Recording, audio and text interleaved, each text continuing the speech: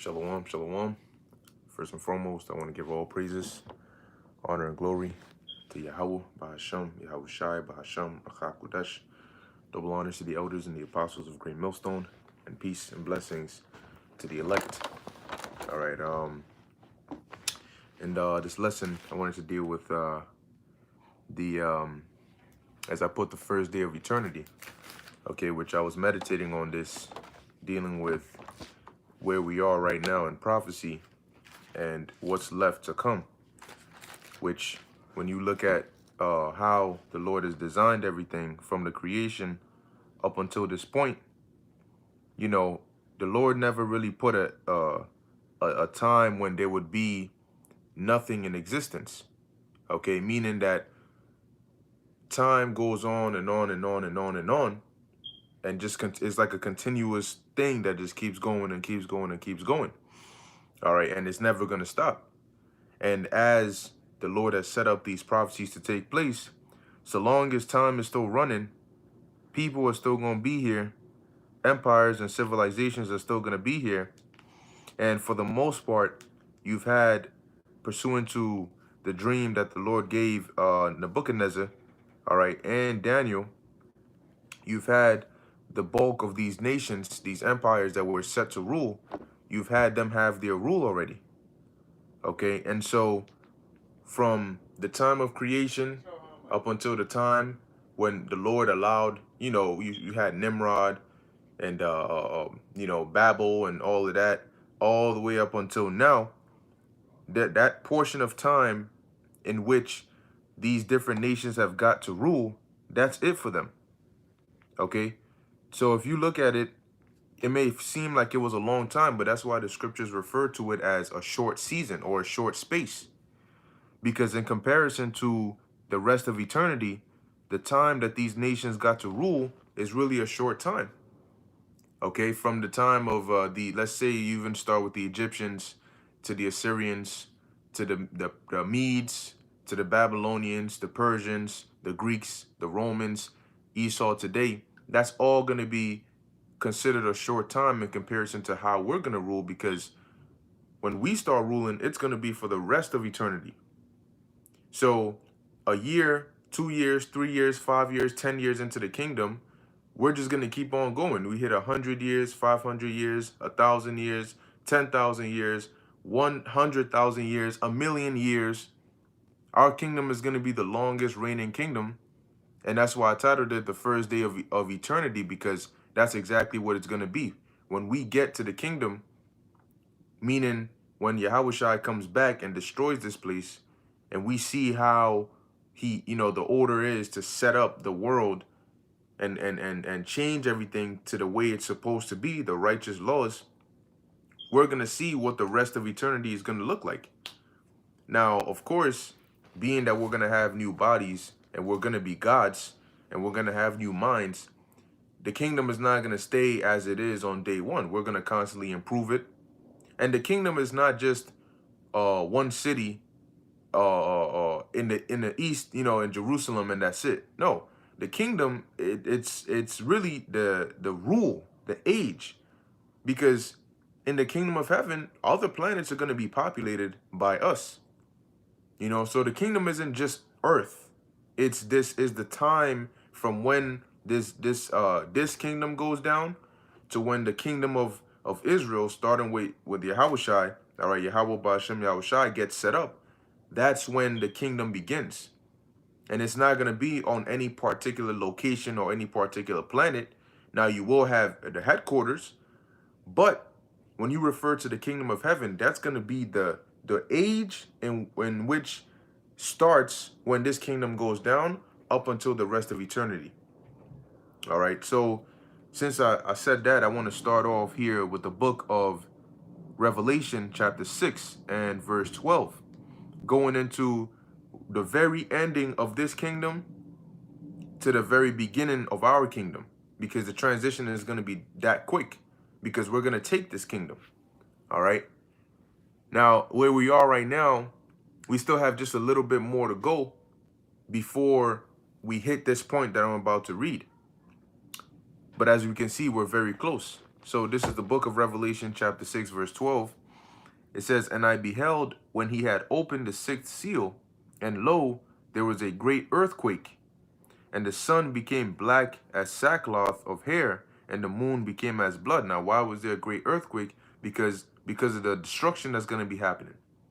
The scriptures say that the earth is going to reel to and fro like a drunkard, because the force of the missiles hitting the planet, because they're going to hit different parts of the planet, is going to cause that shaking.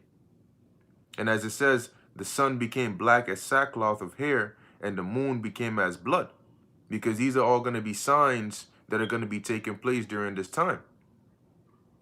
Verse 13, "And the stars of heaven fell onto the earth, even as a fig tree casteth her untimely fig." Now, these weren't literal stars, but these represent the missiles. Okay? And it says here, when she is shaken of a mighty wind. So imagine you have a fig tree that's being shaken, you know, very, very roughly by wind, and the figs are falling off the tree. They're not going to be just dropping down. They're going to be falling with momentum in whatever direction the wind is swaying the tree. So if the tree gets swayed this way, you're going to see the figs fly off it in this direction. Okay, so as John is, what he's doing is he's likening what he's seeing in his vision, which is the way the missiles are flying, onto a fig tree that is moved of a mighty wind. Okay, it says here, verse 14, "And the heaven departed as a scroll when it is rolled together." Now, a scroll, when it is rolled together, today we know it as a mushroom cloud. Okay, and how do you get mushroom clouds? From bombs, missiles, atomic weapons, is the collision. Okay, and the smoke. It says, "And every mountain and island were moved out of their places," which is going to be literal, okay, because of literally the force that's going to be taking place. But also, when you go into the scriptures, you have the word mountain that can also represent governments. So though this is going to be happening in a literal sense, you will also have these governments that are going to be broken down. Verse 15, "And the kings of the earth, which are the leaders of these other nations, the presidents, prime ministers, kings, so on and so forth, and the great men and the rich men." All right, and who are the rich men today? Esau, Edom. Okay, pursuant to James, the 5th chapter. Esau, Edom, they call them the international bankers. Now, the international bankers are not just the Rothschilds. You have a variety of different names. Okay, the Mindlers, the Warburgs. Okay, all these different people all put together. The Schiffs. So it's not just the Rothschilds, but the Rothschilds hold a prominent position in it. All right, the Morgans. So it says, "And the rich men and the chief captains and the mighty men and every bondman and every free man hid themselves in the dens and in the rocks of the mountains." Now, what are these dens and rocks of the mountains? These are nuclear safe houses, right? Underground bunkers, certain caves. I believe they have Mount Weather. Okay, they have like these different areas where they know that in threat of a nuclear weapon or a nuclear attack, they would need somewhere that they can go into. So that's what John refers to as the dens and the rocks of the mountains, places that they can hide when this destruction comes. And that's exactly what they did. So when we say that these elites are either hiding in their bunkers now or are gonna be hiding in there, we're not making it up. It's because literally, according to prophecy, when this thing takes place, they're gonna be in those areas where they have food that can last them decades. Okay, thinking that they're gonna be safe, but they're really not.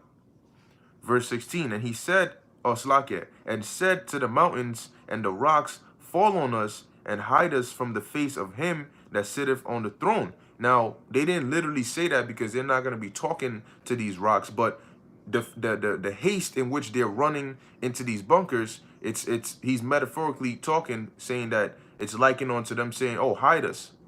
Okay? It says, "And who is the one that sitteth upon the throne? Yahweh Shai." That's why he's referred to as the King of Kings and the Lord of Lords. It says, "And from the wrath of the Lamb." Now, who is the Lamb? Yahweh Shai. And you can read about that in Revelation, the 5th chapter. Now, it mentions the wrath of the Lamb. And that's why when you go to, let's go there real quick, the book of, because that's the energy and that's the spirit Yahweh Shai is coming with. He's coming with anger, wrath, okay, fierce anger. This is the book of Isaiah, chapter 63, verse 1. It says, and the title of the section is The Day of Vengeance. See? It says, who comes to take vengeance with a smile on their face? You may be happy that you're gonna get vengeance, but when you get into the spirit of vengeance, it's not a spirit of mirth, it's a spirit of anger, you know, of seriousness. So Isaiah 63:1, who is this that cometh from Edom with dyed garments from Basra? All right. This that is glorious in his apparel, traveling in the greatness of his strength. It says, now when you read Isaiah 63, you wonder why there's question marks and then there's responses, but it doesn't quite mention the pronouns. But when you actually read in Isaiah 63, Isaiah's having a conversation. He's asking, who is this? What's going on here? And he's being answered by the Lord. Okay? That's why it says here, I that speak in righteousness, mighty to save. See, so Isaiah's not the one who speaks in righteousness, mighty to save. Who is that? Yahweh Shai. Okay? So that's why it's speaking with that perspective. So it says, verse 2, wherefore, so Isaiah asks, wherefore art thou red in thine apparel? Why are your clothes red? Why do they look like that? It says, and thy garments like him that treadeth in the wine fat, because the wine fat in the ancient world, it was like a small little pit where you would throw all the grapes, and you would actually have people that you have to jump in there and step on the grapes and smash it so that the liquid comes out. But as you do that, the blood of the grapes gets on your clothes because you're not going to jump in there naked. And so that's why he's saying, you look like somebody that's treaded in the wine fat because of all the redness that's on your garment, which is metaphorical because Yahweh Shai is not actually going to be physically doing that, but it represents how much blood and how much death is going to come by the hand of the Lord. So people think that the Lord is just coming to sit back and just watch everything. No, he's also gonna be having lasers shoot out from his chariot and giving commands to slay people. That's why the scriptures say the slain of the Lord shall be many. And this is gonna be the war that ushers in the kingdom of heaven. The ultimate war, the war of Armageddon. And it's gonna be led by Yahweh Shai, who is the King of Kings, the Lord of Lords. The first Israelite, so to speak, because he was the firstborn amongst many brethren. So it says, verse 3, I have trodden the winepress alone, and of the people there was none with me. Because going back to the ancient world, when you trod in the winepress, it wasn't a one-man job because it was a lot of grapes. So it would actually be a lot of people, and it would be a thing of rejoicing. But as he says here, he did it alone, and there was none with me. For it says, for I will tread them in my anger. So he's likening the mainly Esau, but really the inhabitants of the earth, likening them onto the grapes. It says, and trample them in my what? In my fury. That's why it said, hide us from the wrath of the Lamb. Because when he comes, as the scriptures say, I shall not meet thee as a man, and that what? He's going to travail like a woman. Which doesn't mean he's going to scream like a girl, but it means he's going to give out a war cry. Because if you hear a woman in labor, she's not screaming like a girl. There's certain screams you hear out. You like, you got to start thinking about how you start talking to this woman after that, because she could let out a cry like that.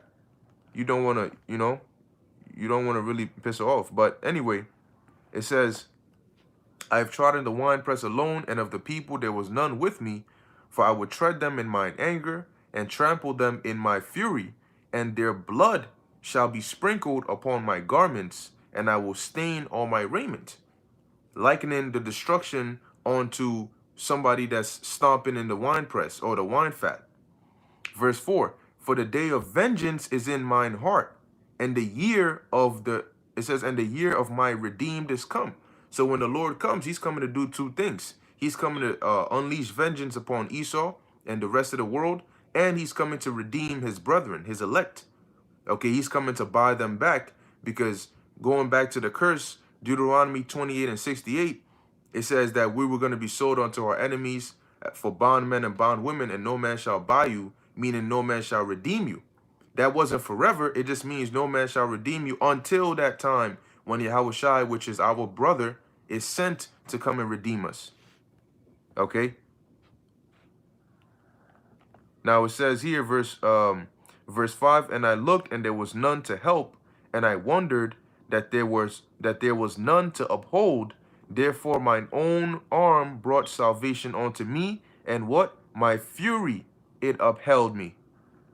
Okay, so that's why, going back to Revelation, the 6th chapter, and the verse, the 16th verse, it says, and set onto the mountains and rocks fall on us and hide us from the face of him that sitteth on the throne and from the wrath of the Lamb. Now you know why. For the great day of his wrath is come, and who shall be able to stand? And the answer is nobody, if you're not of the elect. Because what's going to happen to these elites when the Lord comes back? They're going to go into slavery. The same day the Lord returns is the same day that they go from 100 to 0, and they get put in captivity. And they're going to be afraid, but the Lord is going to give us spiritual power, because when we get those new bodies, it's going to be like a pre-programmed thing. And we're going to have the power to be able to sense and find out where exactly they are, and find their bunkers, go into those different areas and pull them out. Because at the time when all this is taking place, the skies are going to be filled with chariots, as well as missiles that are going to be raining down. And so now let's go real quick to the book of 2nd Ezra chapter 13, verse, let's see,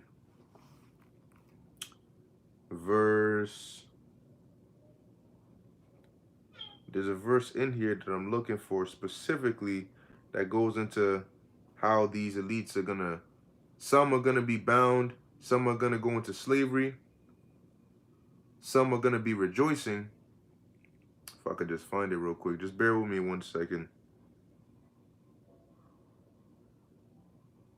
Let's see.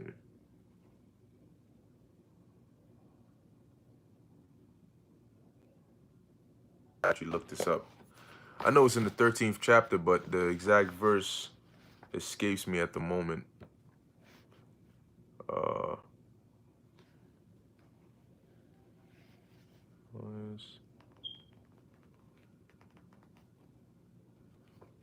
Yeah, let me look this up. Some bound. There we go. Second. All right. So this was in the earlier verses. Salaki about that. 2nd Ezra chapter 13, verse 13. Okay. So I'm gonna actually jump up just a bit to verse 12, because I just want to hit the point. Now this is 2nd Ezra chapter 13, verse 12.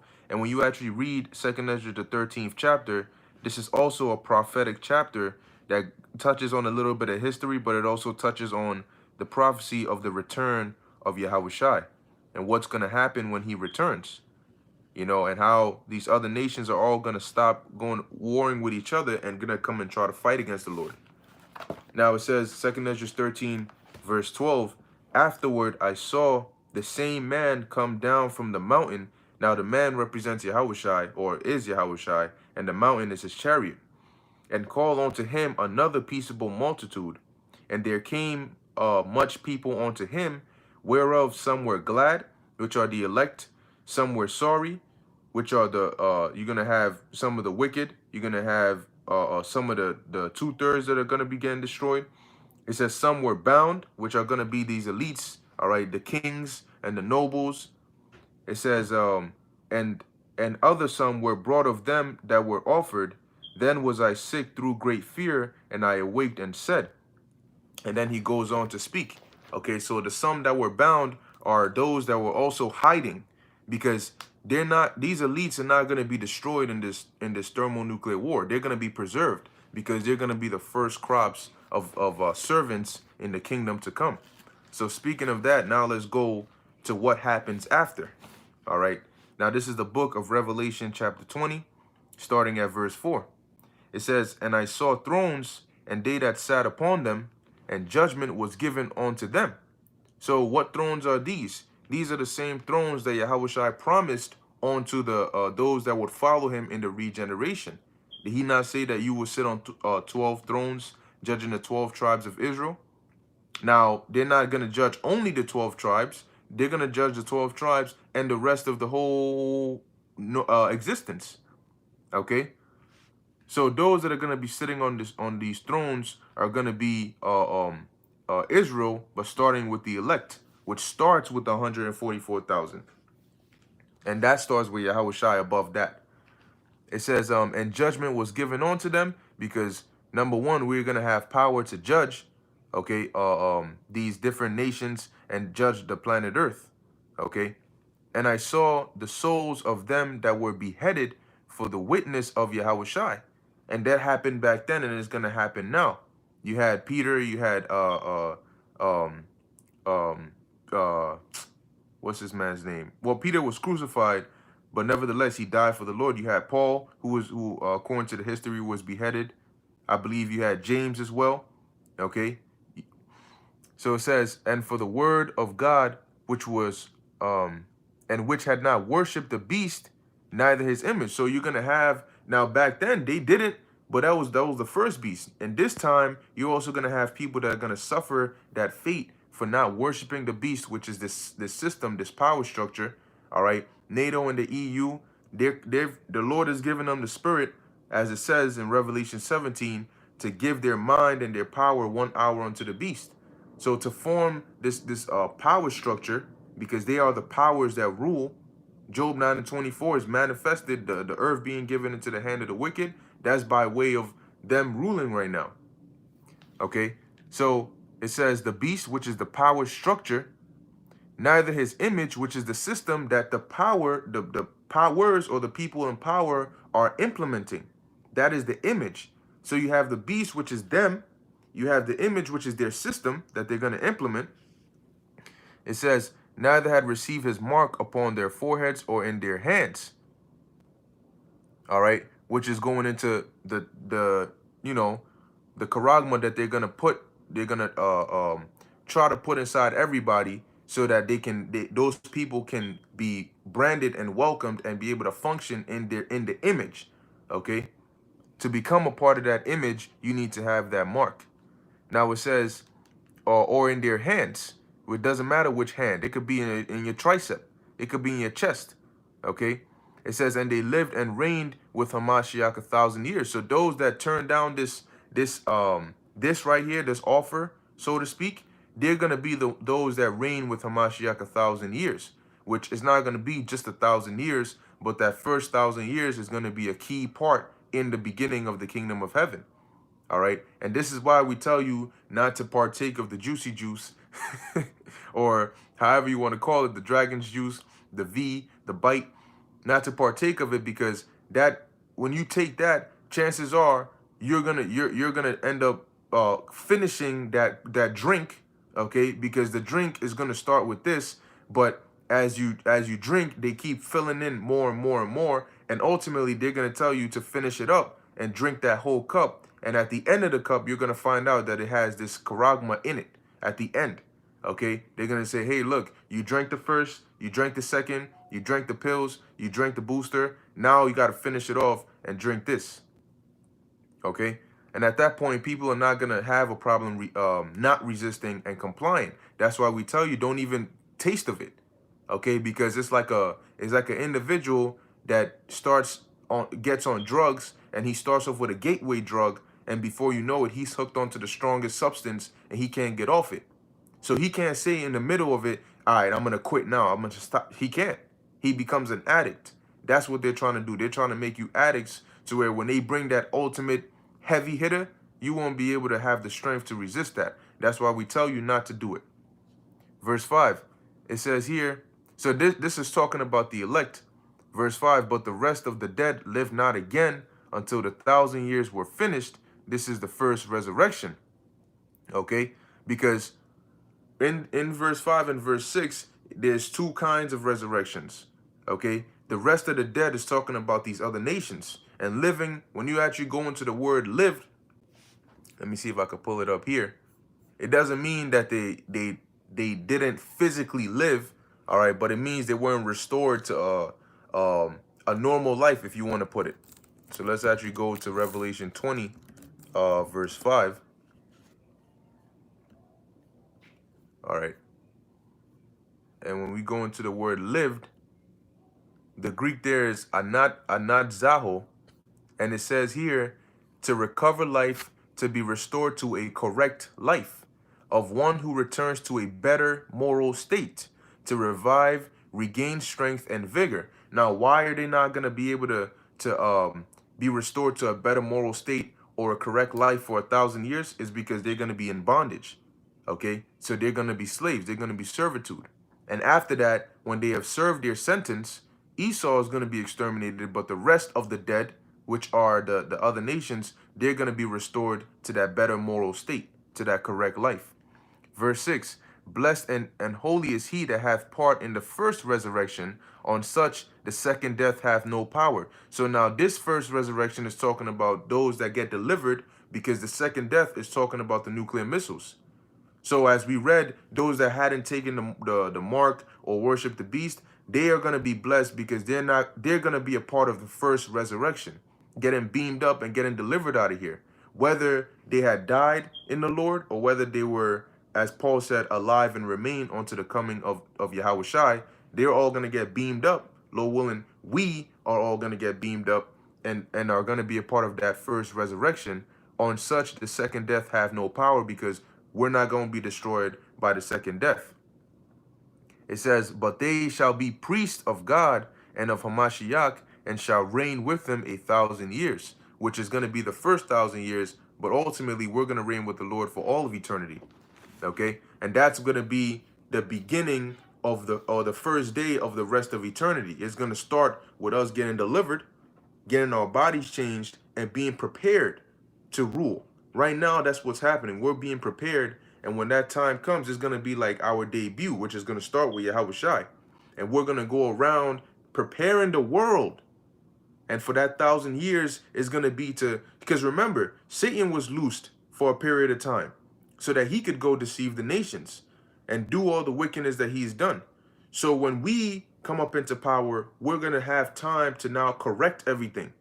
Okay, and put the earth back into its rejuvenated state. When the missiles hit and that fire touches the earth, it's gonna sort of reset the earth. Okay, and then we're gonna in essence do like another Genesis.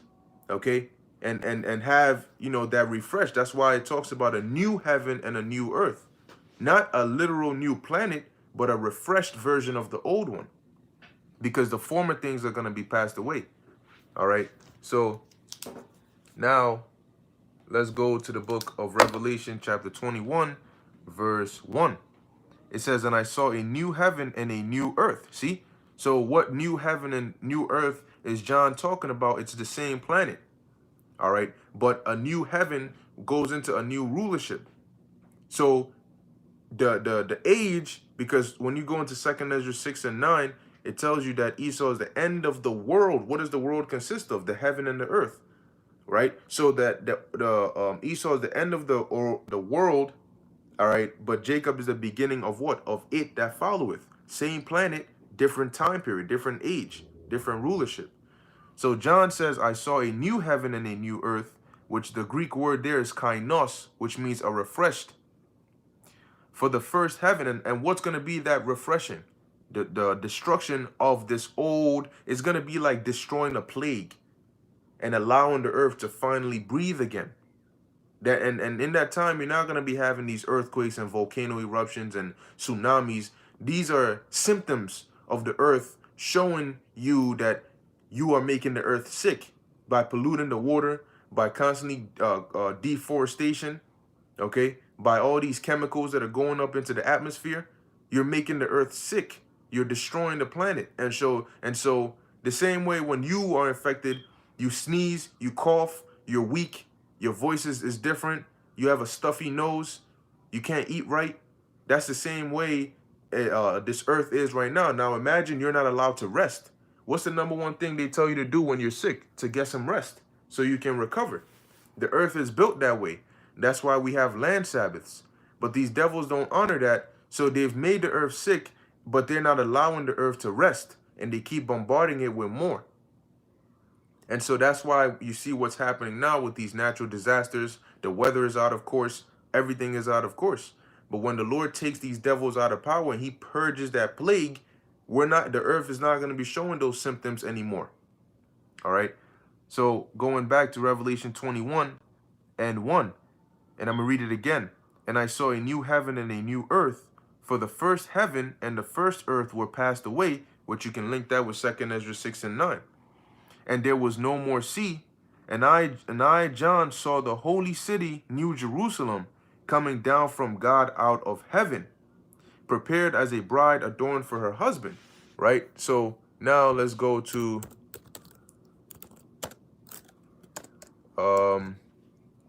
because that New Jerusalem is not talking about the literal city, but it's really talking about the elect.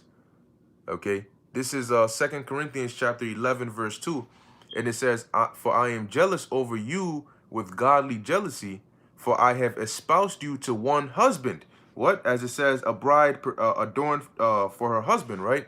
So let's actually also look up the word adorned here in this verse, Revelation 20 verse 2, because this bride represents the elect, same as the city.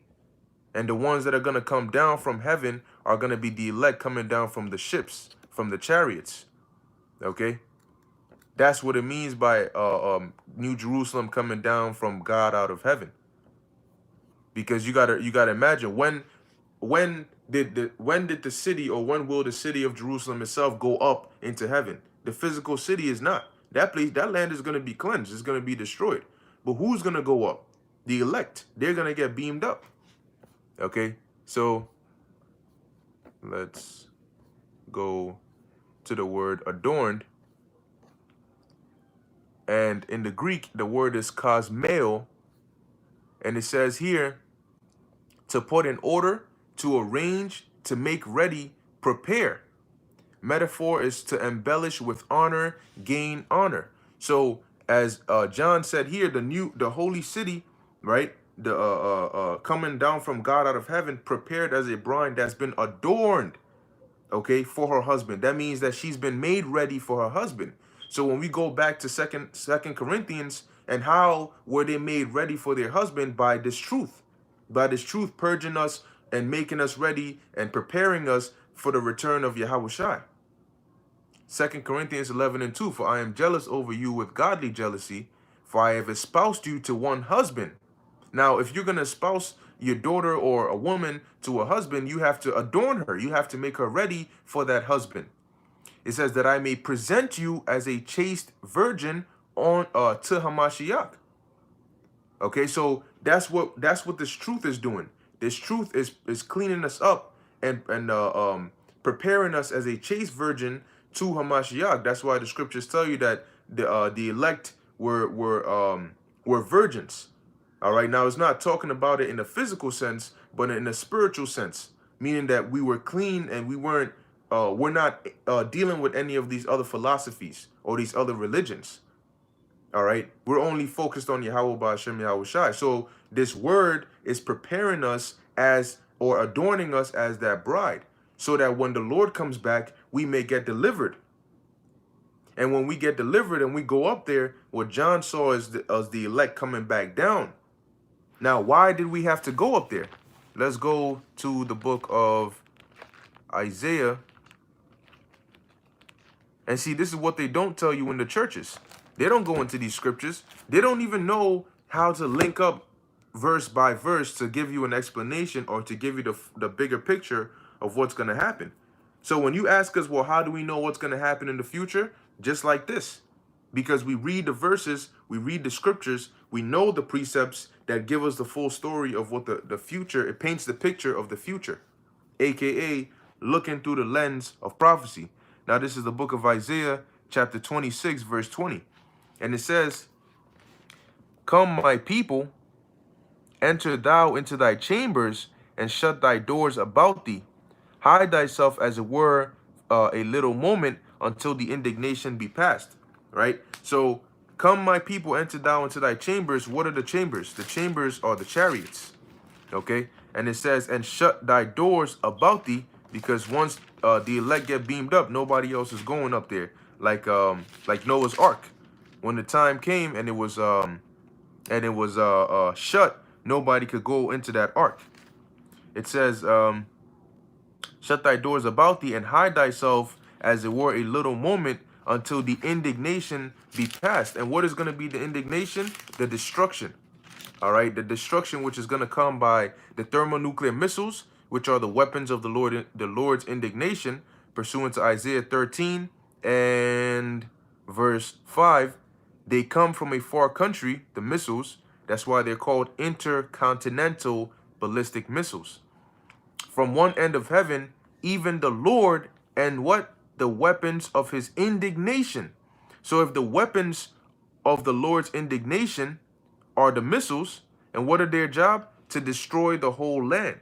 So if the weapons of the Lord's indignation are the missiles, then when it says hide thyself as it were for a little moment until the indignation be past, what is the indignation going to be? If the weapons of the indignation are the missiles, the indignation is going to be the second death, which is going to be the destruction by the missiles.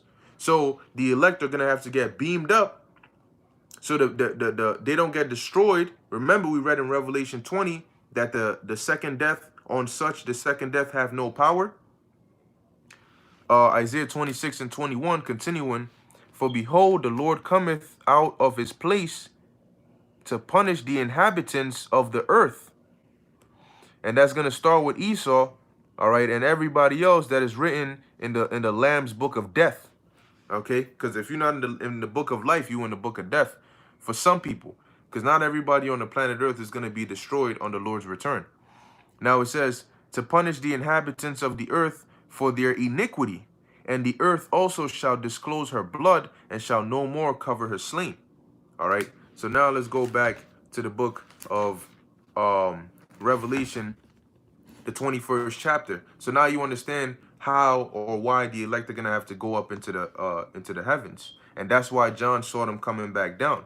And when we come back down, what are we gonna do? We're gonna go around the whole planet Earth, and we're gonna subject everybody under the rule and under the laws of Yahweh Ba'ashem Yahweh Shai.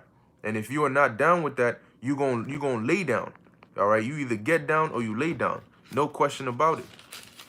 It's not gonna be a time for debate. Oh, you bring out your book, we bring out our book. Let's sit down and discuss this. We ain't gonna be having no debates then. All right.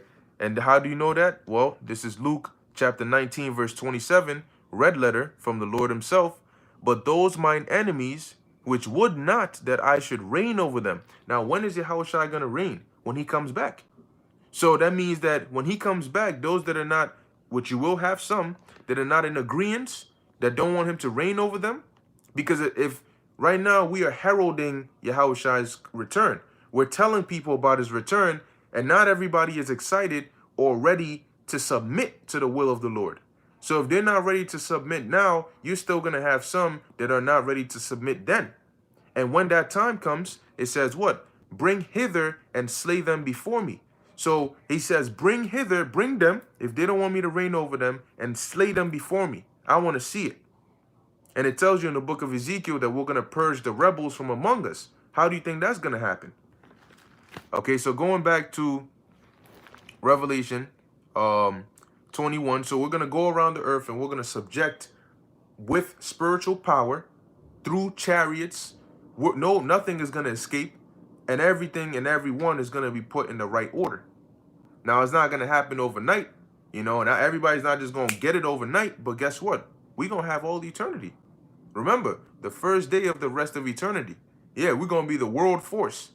Okay? Imagine that. Gods. Yeah, you ain't got nothing to say then, man.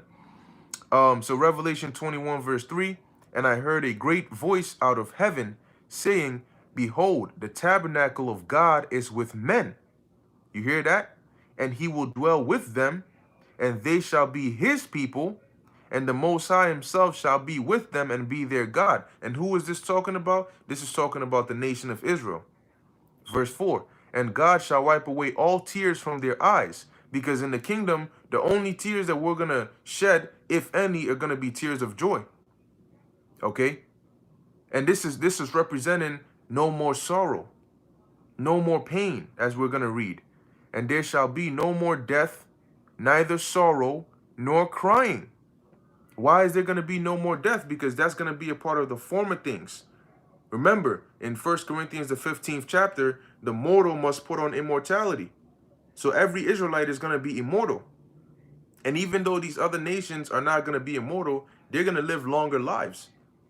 Because the earth is going to be in a better state. So the inhabitants of the earth are going to be in that state as well. Things are going to go back to being bigger instead of smaller. You know, to being fresher instead of weaker, you know, and defiled. Okay, you're gonna actually eat and get the proper nutrients, the correct taste of food. Right now, when you taste certain foods, you wonder why when you taste a banana from a tropical area as opposed to a banana here is different, or chicken in a different country than chicken here is different, because the chicken here has been defiled. Even the other countries as well, but not as much as this place. So in the kingdom, we're going to get the true taste of these animals, of different foods, of water, you know, of all these different things. All right. The purest form, because everything is made of elements. So we're going to have it undefiled, untempered with the purest form of air, of water. All right. So that's why it says neither sorrow nor crying, neither shall there be any more pain, both physically, emotionally, mentally. All that is going to be done away with. Why? For the former things are passed away. So that's going to be our new life. That's what we're gonna get used to. You know, get used to actually being happy and not being in pain and not suffering, whether it's physical pain, joint pains, infirmities, whatever it may be. No more of that. Okay, and that's going to be the blessing or the gift or the reward that Yahweh Ba'ashem Yahushua is going to give to his nation, to his chosen people. That's why he said all Israel shall be saved. Okay, and it's going to be an everlasting salvation, because we're going to be saved first and foremost from the destruction, but we're going to be saved from sin. We're going to be saved from sorrow. We're going to be saved from death. We're going to be saved from pain. No more are we going to be affected by those things. Verse 5, and he that sat upon the throne said, behold, I make all things new. And he said unto me, write, for these words are true and faithful. So we know that these things are going to come to pass because the Lord said so. And he is not a man that he should lie. And quite frankly, his track record hasn't shown that he is a man that he should lie. Everything the Lord said came to pass. That's why his prophets are credible. Verse 6, and he said unto me, it is done. I am Alpha and Omega, meaning the beginning and the end, the Ah and the Tha. The beginning and the end. I will give unto him that is athirst of the fountain of the water of life freely. Now, this doesn't mean being physically thirsty, but it means being spiritually thirsty for the truth. And that's why the scriptures say that out of his belly shall flow rivers of living water. He that overcometh shall inherit all things. So what are you going to overcome? Ultimately, let's go to the book of Revelation, chapter 15, verse 2. It says, and I saw as it were a sea of glass mingled with fire, and them that had gotten the victory, which is to overcome, over the beast, and over his image, and over his mark, and over the number of his name, stand on the sea of glass, having the harps of God. So those are the ones that are gonna overcome. And what's gonna be their reward? And he that overcometh shall inherit all things, and I will be his God, and he shall be my son. So we're going to inherit all things because the earth was made for our sake. All right. So that's why the Lord said what he said here through the mouth of the Apostle John as to what's going to happen. See, the prophecies are intense, but they're balanced. They don't consist of only pain and suffering, but also of deliverance and salvation, which is going to come for the Lord's elect. So now let's go to the book of Jeremiah chapter 30 verse 16, because what we're starting to see and experience is the Lord starting the U-turn. You know, he's now starting to turn, all right, the wheel, because we've been stuck on curses and destruction in the wheel of prophecy. So now the Lord is starting to turn. As the prophecies move, we're starting to move from destruction, and our affliction is getting lighter and lighter and lighter until it starts to become blessings. Okay, and then who's going to be on the other end? Esau and these other nations. So this is Jeremiah 30 and 16. Therefore, all they that devour thee shall be devoured.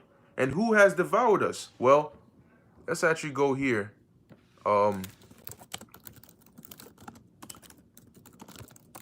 Let's see. This is the book, I believe it's in the Apocrypha. Yep. This is First Maccabees chapter 2, verse 10. And it says here, I'm going to start at verse 9, dealing with Israel. Matter of fact, you know what? I'm going to start at verse 7. First Maccabees chapter 2, verse 7. He said, verse 6, Salak, and when he saw the blasphemies that were committed in Judah and Jerusalem, he said, woe is me! Wherefore was I born to see this misery of my people and of the holy city, and to dwell there when it was delivered into the hand of the enemy, and the sanctuary into the hand of strangers. Her temple is become as a man without glory.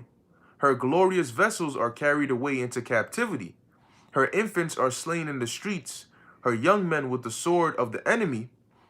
What nation hath not had a part? Here's the key part. What nation hath not had a part in her kingdom and gotten of her spoils? Okay, so that is an example of them devouring us. And that question is rhetorical, because all nations have had a part in our kingdom and have gotten of our spoils. Because every time another nation was in rulership, for the most part, we were a part of the captives. Okay, we had to be subject under all of them. The dream, the statue that Nebuchadnezzar had, from the head to the toes, guess who was subject? Us. All right, under the Babylonians, under the Assyrians, the Medo-Persians, the Greeks, the Romans, all the way up until now, we've been getting devoured. So the Lord said, Jeremiah 30 and 16, therefore all they that devoured thee shall be devoured. So it was really a trap. It was to punish us, but it was a trap because you touched us. And all thine adversaries. So what is it? What does that mean? You devoured us. You took of our spoils. You put us into captivity, and we worked for you. We're still servitude under Esau right now. But guess what's going to happen? The Lord is going to flip that. And you're not going to serve one by one. You're going to serve all at once. It says, and all thine adversaries, which means those that came against us, every one of them. So no, not one of you is going to escape. Well, it wasn't me, it was my forefathers. Your whole nation is going to pay. That's all right. That's okay. Get used to it. It's all right. Okay, there's not going to be the one righteous Edomite. You know, like people try to say Cornelius is an Edomite. You know, it is just that the one righteous Edomite of all the whole nation. There's that one who you got the picture of him standing on top of some rock in the Caucasus Mountains somewhere with the wind blowing through his hair. And he's just standing there, and you got on the cover, the one righteous Edomite. And he's just going to be amongst us as we rule in our kingdom. You know, no, that's not going to happen. There ain't no righteous Edomites. And they all going to pay. It says, so I'm going to read it here.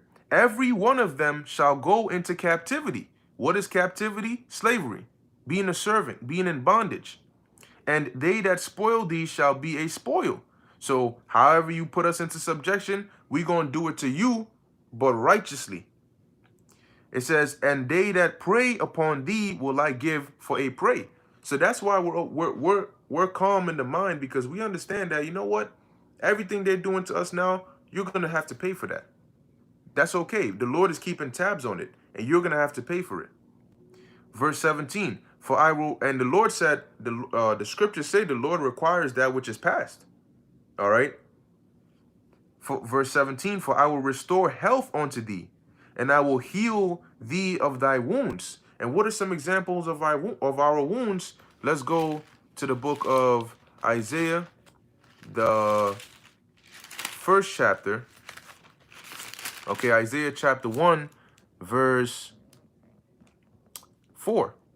It says, ah, sinful nation, a people laden with iniquity, a seed of evildoers, children that are corrupted, they have forsaken the Lord, they have provoked the Holy One of Israel unto anger. They are gone away backward. Why should he be stricken anymore? Because Jake, are rebellious people. They don't want to follow the laws of the Lord. If the Lord says do A, Jake will start doing A, but then they want to do B, C, D, E, F, G. Okay? And as a matter of fact, now it's to the point where they'll do everything but A. They'll jump even into the numbers. And nobody talking about numbers. All right, it says, they have forsaken the Lord. They have provoked. All right, verse 5. Why should he be stricken anymore? He will revolt more and more. The whole head is sick. The whole heart faint. From the sole of the foot even unto the head, there is no soundness in it, but wounds. Okay? But wounds. And what are some examples of those wounds? Or how were we wounded? By those curses. Having our people in a destroyed state, strung up on drugs, homeless, having baby mama drama, gang violence, okay? Being a destroyed people. These are examples of wounds. And right now, they're likened onto incurable wounds. That's why you look at Jake and you wonder, and that's why the Lord asked Ezekiel, can these bones live? Because those wounds, they did the reverse of what we read in Ezekiel, the 37th chapter. Those wounds took away the breath. The wounds ripped away the flesh and the sinews and broke apart the bones and made us dry. Okay? It says, and bruises and putrefying sores, they have not been closed, neither bound up, neither mollified with ointment. That's why we're in this low condition we're in. But the reason in the kingdom we're going to be in such a high position is because the Lord said it right here. Jeremiah 30 and 17. For I will restore health unto thee, because we have been wounded. And I will heal thy wounds and take off those curses and start blessing us, saith the Lord. Because they have called thee an outcast, saying, this is Zion, whom no man seeketh after. Okay? And that's how these nations look at us. Okay? They don't look at us as a holy people. They call us proverbs and bywords. They look at us as a destroyed people. All right? This is the book of Lamentations, chapter 2, verse 15. It says, all that pass by clap their hands at thee. They hiss and wag their head at the daughter of Jerusalem, saying, is this the city that men call the perfection of beauty, the joy of the whole earth? All right? Because what? They look down on us because our women are whores, our men are drug dealers, they kill each other in the streets, we're looked at as animals. Verse 16, all thine enemies have opened their mouth against thee. When they look at us, they don't remember our history of being a great people. They think of us as slaves. They think of us as illiterate monkeys that were swinging on vines in Africa somewhere. And when this devil came, he put us in slavery. They think that's how we began. All right? Because our true history has been hidden. That's why we're referred to as the hidden ones. Lamentations 2 and 16. All thine enemies have opened their mouth against thee. They hiss and gnash their teeth and say, we have swallowed her up. Certainly this is the day that we look for. We have found, we have seen it. All right. So going back to Jeremiah 30, that's why it says that it says here, because they have called thee an outcast, saying, this is Zion, whom no man seeketh after. Verse 18, thus saith the Lord, behold, I will bring again the captivity of Jacob's tents, Now, when the Lord says, I will bring again the captivity, it doesn't mean he's going to put us back into captivity, but it means he's going to take us out of captivity. It says, and have mercy on his dwelling places, and the city shall be builded upon her own heap. And the heap is after it's been destroyed, but is going to be rebuilt. And the palace shall remain after the manner thereof, and out of them shall proceed thanksgiving, and the voice of them that make merry. And I will multiply them, and they shall not be few. I will also glorify them, and they shall not be small. And that's why when you jump down, because the Lord, what is the Lord going to do? He's going to make us fruitful. All right, Yahweh B'Shem El Shai is going to make Israel fruitful. Our women are going to be fertile. You know, they're gonna be able to have children. They're gonna not have children with deformities. Isaiah 60, verse 22. A little one shall become 1,000, and a small one a strong nation, and I, the Lord, will hasten it in his time.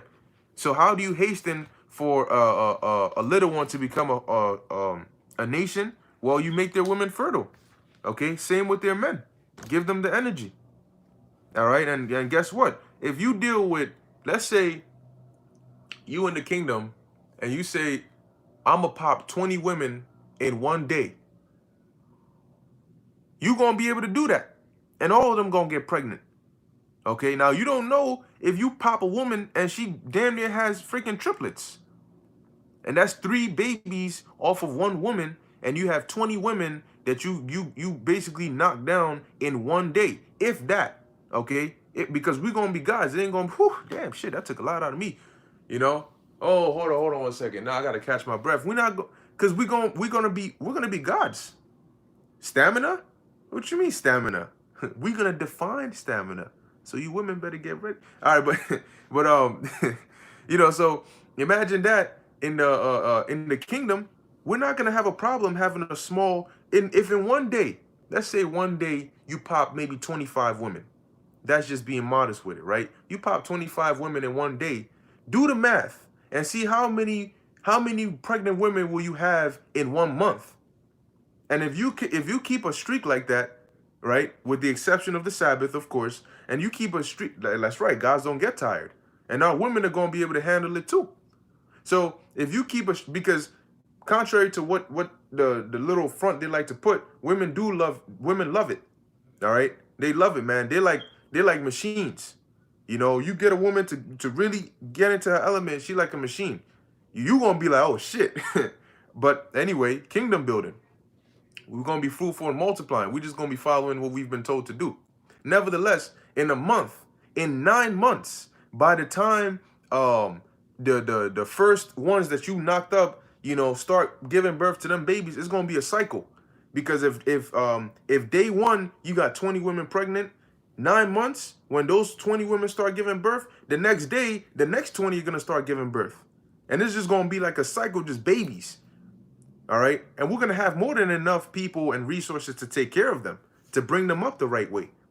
So it's not going to be a small thing for us to grow and populate just like that. Okay? Going back to Jeremiah chapter 30, verse... where were we? Go back to 19. And I'll go back to 18. Thus saith the Lord, behold, I will bring again the captivity. Read that. Jump down to 19. And out of them shall proceed thanksgiving, and the voice of them that make merry. And I will multiply them, and they shall not be few. I will glorify them, and they shall not be small. They shall gather, because we're gonna be able to live without worrying, without care, knowing that what we're doing is right, that we're at rest. You know, like I'm at home, I'm at peace. Nobody's gonna come and tell me that I gotta pay child support, or I gotta pay these fines, or I gotta pay these bills. None of that. You know, we're gonna finally get to have a house, a home. You know, finally get to actually rest. And I don't mean just physically. I mean rest without worrisome thoughts. All right, because the Lord is gonna be with us. It says, and I will also glorify them, and they shall not be small. Their children also shall be as aforetime. Because right now, what do you have going on? You have kids now having a child is a fearful thing nowadays. Okay, very, very fearful thing nowadays, because especially look at society today, man. Look exactly where we at in this point in time. And you do you think that you're not afraid as a parent as to, you know, what, of course you have faith in the Lord, but as to what is taking place in the world, how are you going to raise your child in this society? You know, you actually think about it, like, how are you possibly going to raise your own child in this society when everything in this world is going to be to condition them to become either an alphabet gang member, you know, or just, you know, messed up somewhere, you know, or bound down to Esau, or, you know, of all these different things. Okay? Now let's go to the book of 2nd Ezra, chapter 5, verse 8. It says, there shall also be a confusion, or there shall be a confusion also in many places, and the fire shall be oft sent out again, and the wild beasts shall change their places, and menstruous women shall bring forth monsters. So a lot of these kids today, you look at them, honestly speaking, they're like little monsters, man. You can see it in their face. They got that demonic look. They got no respect for their elders. They have no manners. They don't have any of that. You know, they look at you like you're their age group. You know, they weren't raised getting their ass beat, getting disciplined.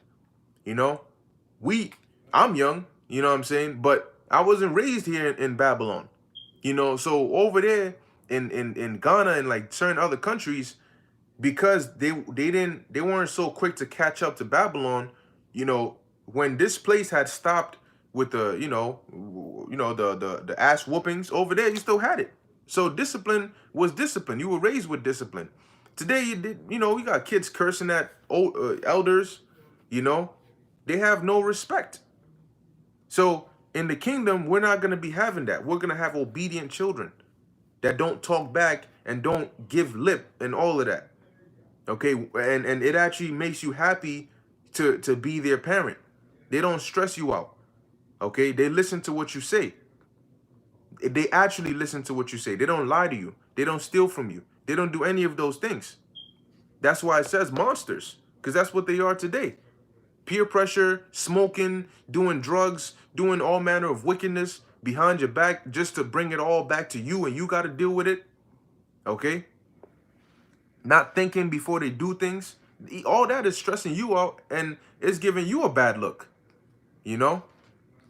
Yeah. But guess what? Today they don't do that, because you try to discipline a child, they call it child abuse. But the scriptures say, don't spare the rod. Okay, you gotta whoop their ass. So going back to Jeremiah chapter 30, verse 20. Their children also shall be as aforetime, and their congregation shall be established before me, and I will punish all that oppress them. Because in the ancient world, you had our children that were actually smart. Our children, when you get to 12, you already knew what the deal was. The nation of Israel in the past, we weren't idiots. We were very, very intellectual. We were very spiritual people, but our common sense was a requirement. People didn't just do stupid things. You had wicked men, but even wicked men were wise in their wickedness. You know, they try to cover their tracks unless the Lord revealed it. Today, you got Jake that's just gone in all manner of ways. Verse 21, and their nobles shall be as Salakia, and their nobles shall be of themselves. So our kings and our rulers are not going to be of another nation. They're going to be of our people. It says, and their governor shall proceed from the midst of them, and I will cause him to draw near, and he shall approach unto me. For who is this that engageth his heart to approach unto me, saith the Lord. All right, because ultimately the Lord is going to draw us back to him, and we are going to be that ruling people before the Lord, and we are going to glorify the Lord, because we're going to be that nation, going back to Deuteronomy chapter 7 verse 6, the nation that is above all nations, and we're going to lead by example, because we are going to be God's chosen people, and that is going to be fully accomplished. But in order for us to reach that point, we have to go through what we're going through right now. So it's all orchestrated by the Lord anyway. But it's okay because we're almost at that end. Now, this is the last precept I have. This is Isaiah chapter 60, verse 9. And this is going to be the eternity that we're going to have. It's going to the kingdom of heaven is going to be a completely different world than the one that we're living in right now.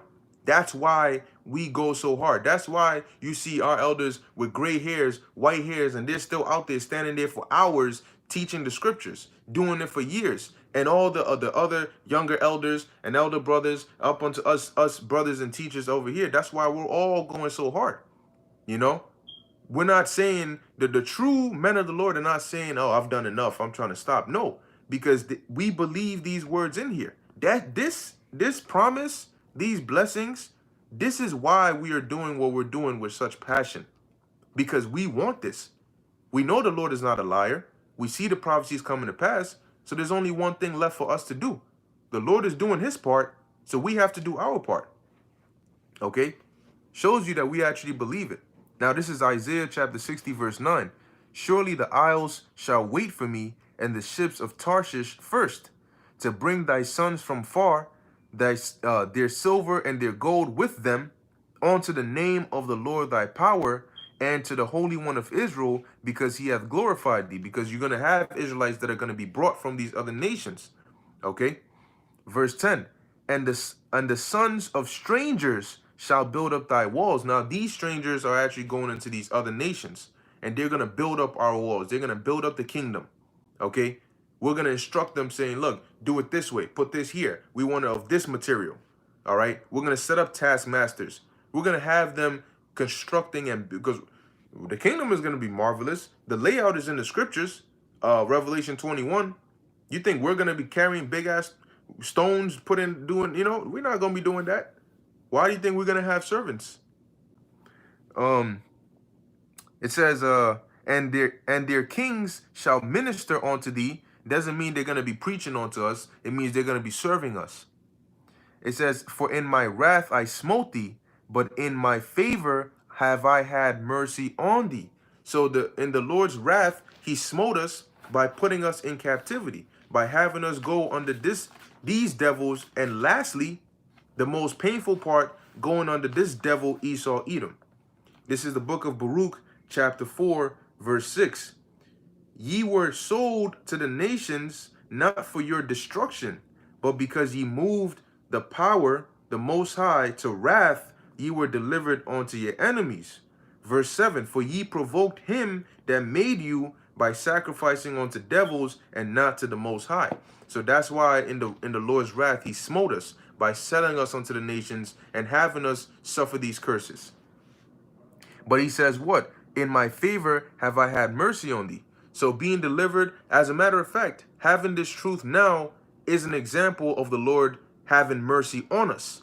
Okay? Of the Lord cleaning us up. Because he could have decided to leave us in the world, and where do you think we would have been? We would have been juiced up, prayed up, masked up, and get ready to be shot up. Okay? And burnt up. Verse 11, therefore thy gates shall be open continually, and they shall not be shut day nor night.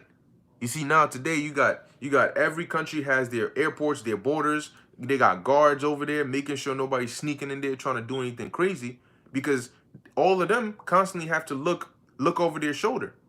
In the kingdom, we're not going to have to do that. All right? We're not going to need to, have, all this extra precautions that these people do. It says, verse 11, therefore thy gates shall be open continually, they shall not be shut day nor night, that men may bring unto thee the forces of the Gentiles. And when you look up that word forces, I believe is halal or chayal, which is riches or glory or anything beneficial. They're gonna bring it to us. Where they find gold, they find new material, if anything, it comes to us. We're gonna get the best of it because they're gonna work for us. It says, and that their kings may be brought. For the nation and the kingdom that will not serve thee shall perish. Okay? Yea, those nations shall be what? Utterly wasted. So In this society, if a nation said, if they said, look, number one, in today's society, nations don't, they serve through tariffs and trade agreements and these different various things. And by using, for example, the petrodollar, right? They don't serve the way they're going to serve us. And if a nation said, we're not going to serve you anymore, what's going to happen is the nation like America is going to go to war with that nation. But they're not going to be able to just utterly destroy them, because whatever nation it is in today's day, they have allies. So it's going to turn into a war, and there's going to be casualties on either side, on both sides. But in the kingdom, ain't no casualties on our side. You don't want to come up, we're going to cause a drought. We are going to have power to do anything and everything. So nobody is going to, if you dare to come up against us, you are through. Because we're going to be a force to be reckoned with. It tells you that in the book of Zechariah, the 12th chapter, and I believe around the 8th verse on down, about the house of David being as God. So who in their right mind? You had people that feared to come against certain empires, and those empires were made of men. How much more for an empire that's made of gods? Think about it. An empire that's made of gods, every one of them. Do you really think, you really want to take your chances with that? Verse 13, it says, the glory of Lebanon shall come unto thee, the fair tree and the pine tree and the box together, to beautify the place of my sanctuary. So we're going to have the best wood, the best floors, the best materials. Everything is going to be done perfectly. Measurements, all of that. And we're going to unlock the understanding of new technology. Okay? Spirituality, whatever, however you want to call it. And whatever you think is advanced here, when you get to the kingdom, you're going to understand why Esau's likened onto the basis of men. It says here, to beautify the place of my sanctuary, and I will make the place of my feet glorious. Now, I remember there was a video that the elder Manasseh Zakba did, and it was about a dream, and I don't remember exactly who had that dream, but he was basically breaking down in the dream how the brother that had the dream saw, he said he saw what I remember from the video was that you had certain individuals that were like flying. And whenever they flew by the congregation, everybody saw them and everybody knew them, and they got so excited and they were waving at them. And he said that their clothes, he said the clothes that we wore was like tailored to everybody's body specifically. He said Yahushua was there, and he said a lot of other things as well. But I remember that part about the clothes being different. It's like almost like the clothes just know your body, and they just fit. It just fits perfectly accordingly. And that's only one aspect. Okay, so the kingdom, we're gonna see and understand things that we have never been exposed to. In the kingdom is when the Lord is gonna really open up the treasures. All right, the treasures of life, and we're gonna be like, damn, all these things existed. And we had no idea. We walked past the earth to and fro, thinking, you think right now that the knowledge on the earth right now is a lot?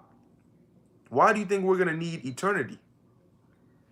So it says, verse 14, Isaiah 60:14, the sons also of them that afflict thee shall come bending unto thee, meaning they're going to be subject unto us. It says, yeah, it's literally hard to imagine now because we don't have the mental capability to understand it. If the Lord was to, why do you think Paul, when he came back from the spirit world, he said what he saw was not lawful to utter? You couldn't find the words, your vocabulary, you could be the smartest person in all existence and your vocabulary wouldn't be close enough to be able to describe even one thing that Paul saw or Paul saw. Okay, that's why he said that this mortal cannot inherit immortality. You need to become immortal.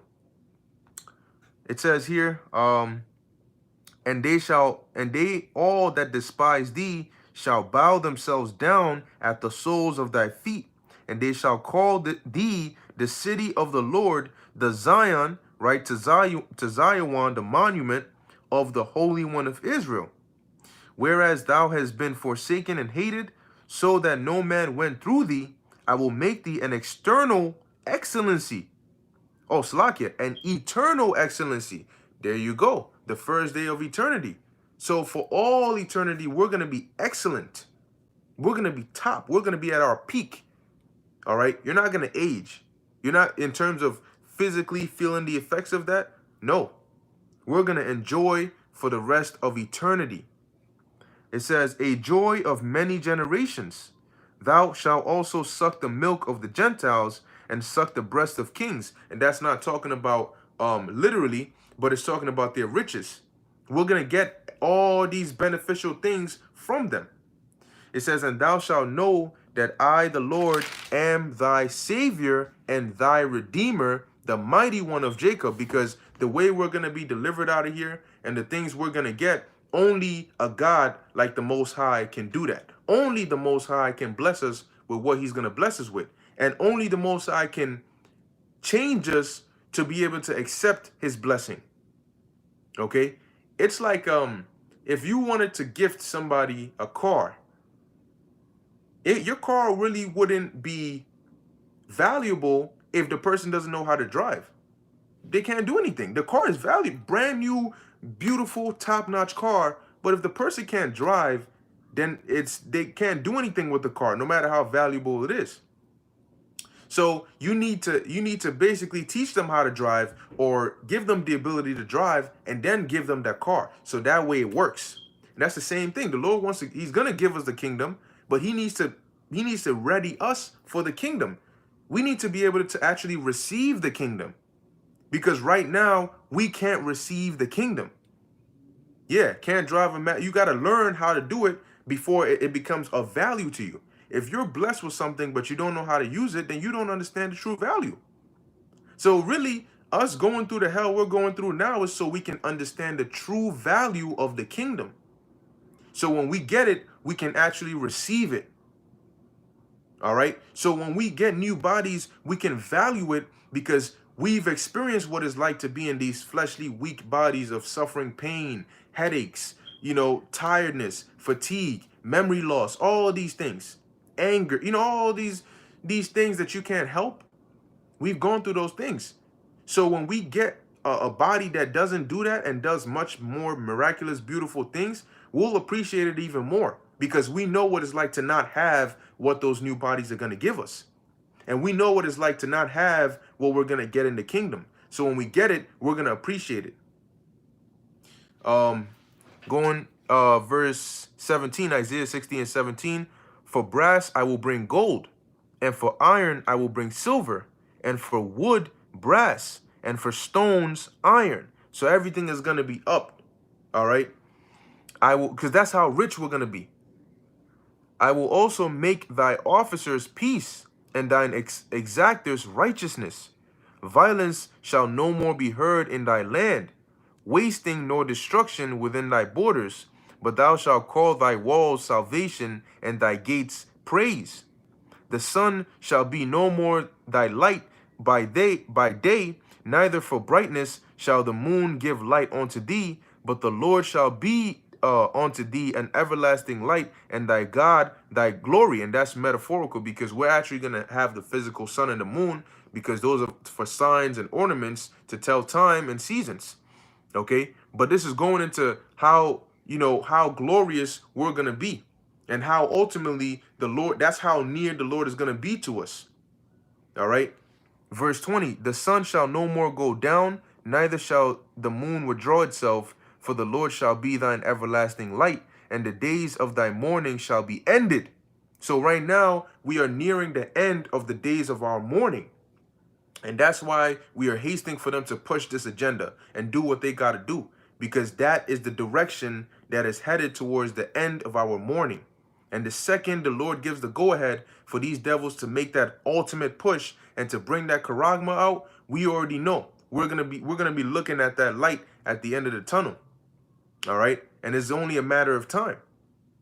It says, verse 21, thy people also shall be all righteous. They shall inherit the land forever. So how are we going to inherit the land forever? We're going to be immortal. It says, the branch of my planting, the work of my hands, that I may be glorified. So the Lord is going to be happy to glorify us because it's going to glorify him. A little one shall become 1,000, and a small one a strong nation, because we're going to reproduce at a fast rate. I, the Lord, will hasten it in his time. So these are the blessings that our power said he's going to bless us with. So these are the things we have to look forward to. And that's why when we look at the destruction and the things that are getting ready to happen now, we hasten and we give a round of applause to the Lord, because through this comes what I just read, comes the rest of the prophecies. But they're like dominoes that if the first one doesn't get hit, this one can be touched. All right. So, hey, as we move on in these days, as things get more tough, remember that it is necessary in order for us to get to the end of this age and the beginning of the kingdom. So when you pray, remember to always pray for fewer days. Pray for the Lord to shorten these days and have these prophecies come to pass the sooner. Because the sooner that happens, the sooner we can get out of here, the sooner we can start and enjoy and experience our first day of the rest of eternity, which is going to be the kingdom. And Lord willing, may we all continue to give diligence, and may we all make it and get to experience that first day. Because only the elect are going to get that true experience of that first day. All right, and that's not an experience you want to miss out on. Okay, so with that, I'm going to end it here. The water for all the precepts you brothers put on the comment board, Salakia that I wasn't really able to get to them. All right, but Lord willing, this lesson was edifying and exhorting to the elect. In closing, I want to give all praises, honor, and glory to Yahweh, Bahasham, Yahweh Shai, Bahasham, Rakha Kodash. Until next time, Shalom.